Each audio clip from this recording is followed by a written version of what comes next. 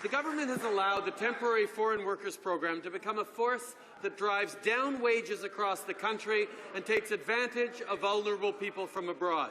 What a difference 10 years make. That was Justin Trudeau over 10 years ago, questioning then Prime Minister Stephen Harper about Canada's temporary foreign workers program. Well, fast forward to now, Prime Minister Justin Trudeau and his government has nearly tripled the number of temporary foreign workers in this country. Hello, I'm Adrienne Batra. With me are Warren Kinsella and Brian Lilley. Okay, Brian, so we have this explosion happening in the temporary foreign workers program, nearly triple the amount of workers coming into Canada. It has now had the adverse effects of suppressing wages and has also been hurting our job rates for youth and employment in this country.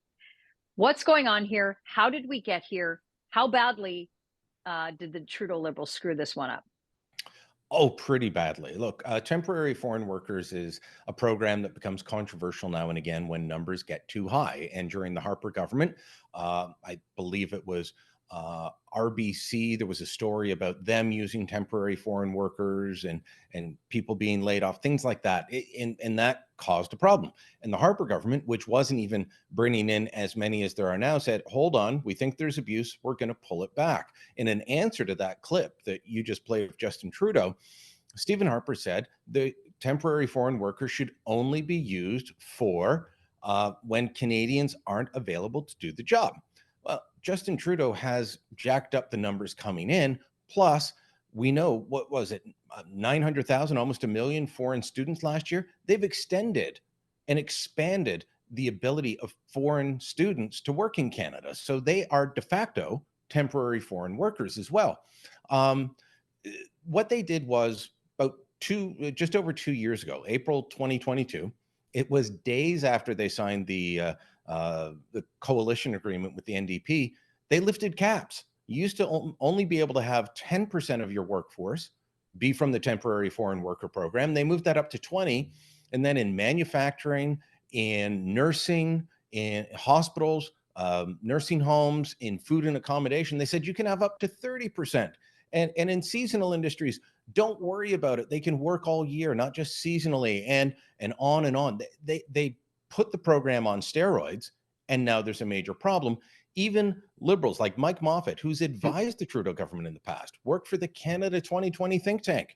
He says this is a bad idea, and he says directly this is about suppressing wages. Warren, look, how many times we've talked about pretty much every area of public policy the Trudeau Liberals have put their finger on has been ruined. Here's yet another example. But the challenge here, and there's so many challenges with it, but this is a direct impact on the daily lives of Canadians. I've lost count of how many times the Toronto Sun has covered stories about job fairs, and the lineups are in the hundreds of people trying to get jobs. So for the very people that Trudeau Liberals and the NDP always say, oh, the workers, a next generation of workers, we're trying to help them. This is hurting them directly.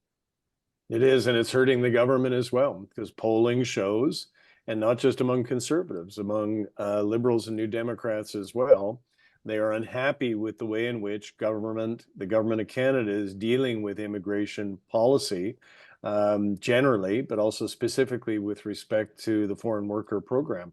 So back, as Brian said, in 2022, they said, okay, well, the sky's the limit. We're going to let in all kinds of people, which had a corresponding bad effect on wages, but also housing. We didn't have a place to accommodate these people.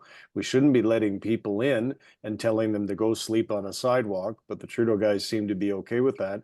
And then now, these guys are up and down like a toilet seat.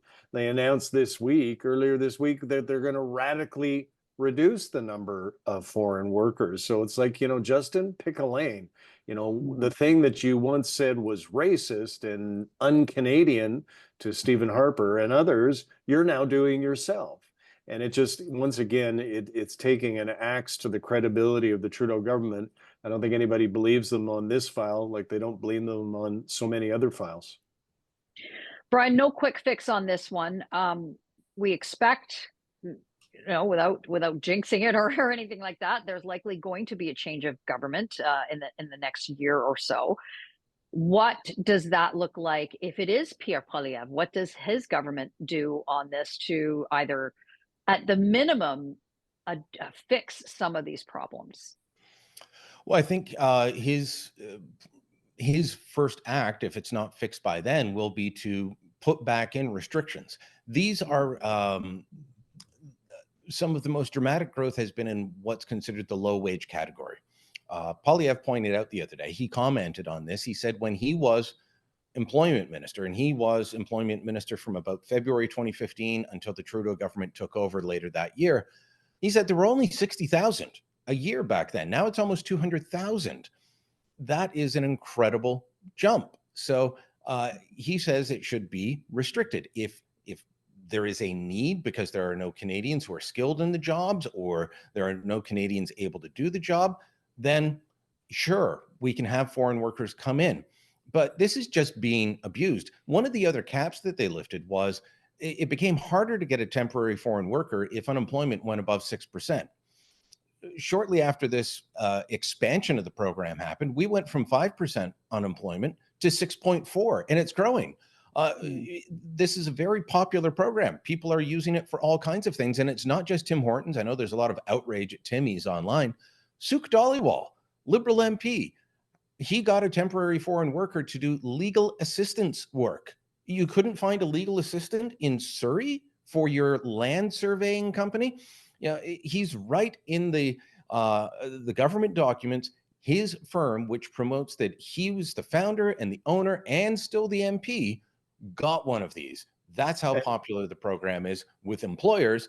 It's not all that popular with Canadians who are looking for jobs in bigger and bigger numbers every month.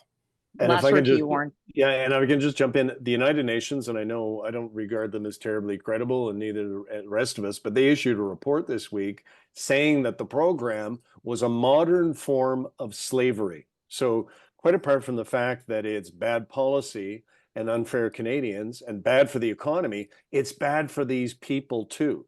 The United Nations has accused Canada of engaging in slavery with these people. And Mark Miller's response to that was, well, yeah, we need to have some reform. Not good enough. I don't put much stock in the United Nations, but it does look bad for us. And it's not a good program for anybody.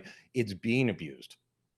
Well, will the federal Liberals actually do anything and put some caps and restrictions on this program? Let us know what you think in the comments below. Like this video and subscribe to our YouTube channel, and go to the TorontoSun.com. You're going to find commentary and coverage there you will not find anywhere else.